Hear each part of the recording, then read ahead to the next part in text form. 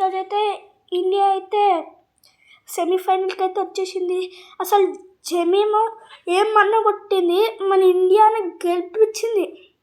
Jemimah 127 runs 127 runs in 134 balls.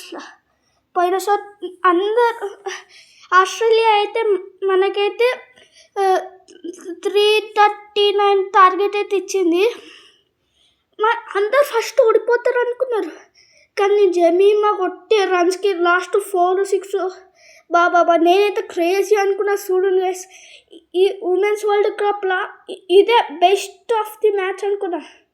అసలు Jemimah అసలు women's world cup ఇంత మంచిగా మన ఇండియా అయితే వికెట్ పడితేనే ఉన్నాయి, అందరు ఓడిపోతాం అనుకున్నాం.